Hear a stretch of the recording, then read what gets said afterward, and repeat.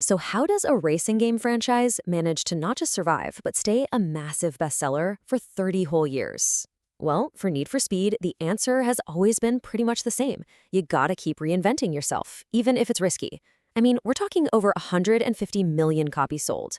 This series has stayed at the top by never, ever being afraid to completely change gears. All right, let's get into it and see how they pulled this off. Just take a look at this timeline. It's kind of wild. From its start way back in 1994, all the way to recent games like Unbound, the franchise has totally transformed itself over and over again.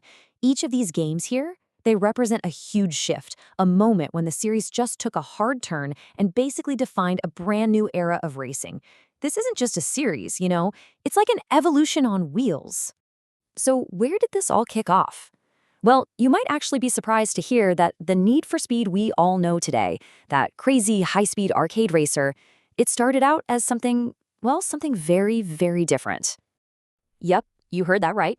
The very first game back in '94 was actually a team-up with the famous car magazine, Road and Track.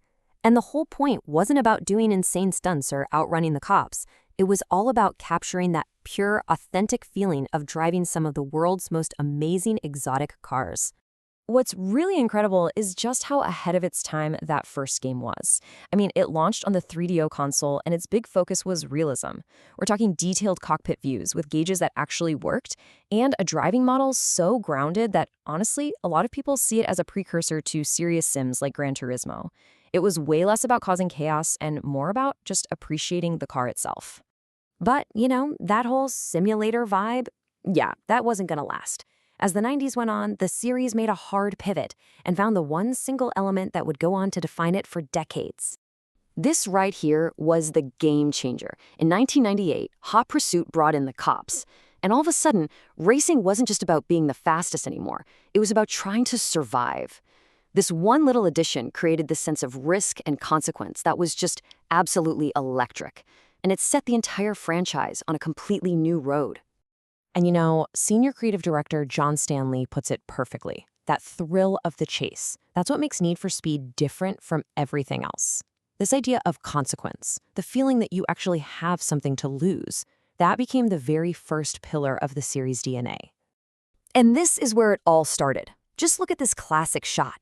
Even with these old school graphics, you can feel that tension, right? This wasn't just a race anymore. It was an escape. And this core idea, born all the way back in '98, is still the beating heart of the franchise today. It was this foundation that really let the series build into its golden age. Okay, so they've nailed the thrill of the chase. Then the 2000s roll in, and Need for Speed doesn't just get popular, it becomes a full-blown cultural phenomenon that basically defined an entire generation of racing games. So in 2003, the series tapped right into what was happening in the culture. The exotic European supercars? Gone. In their place, you had Japanese imports, huge body kits, and neon lights everywhere. It was totally inspired by movies like The Fast and the Furious, and Underground made street racing and car modification the new ultimate fantasy. And this, of course, led to the second pillar of Need for Speed's DNA, customization. It wasn't just about driving a cool car anymore, it was about building your cool car. Features like Autosculpt in games like Carbon gave players this incredible control to express themselves, turning every single car into a unique work of art.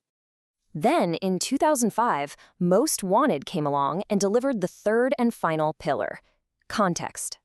It took those thrilling police chases and the deep customization and wrapped them all up in a story that gave you a powerful reason to be racing. You weren't just driving around, you were on a mission for revenge. The entire game's structure was built around this iconic blacklist. The bad guy, Razor, steals your legendary BMW M3 GTR and uses it to become number one. So the whole point of the game is for you to defeat these 15 drivers, one by one, to earn the right to finally race him and get your car back. It was simple, it was super effective, and it gave every single race this powerful sense of purpose. But after hitting a high point like that, you'd think the franchise would just play it safe, right? Nope. It actually entered this period of really bold experimentation, proving that it was never afraid to take huge risks, even if they didn't always land with every single fan. I mean, take Pro Street in 2007. It completely ditched illegal street racing for sanctioned, legal events on closed tracks. Then, just a few years later, The Run basically turned the game into a Michael Bay-style action movie, a single massive cross-country race, complete with on-foot quick-time events. These games just showed a total willingness to rip up the playbook to keep things from getting stale.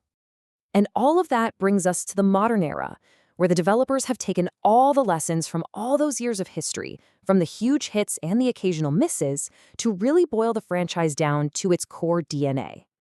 And this is it. These are the 3 C's that make a Need for Speed game feel like a Need for Speed game. You need context, the why behind it all.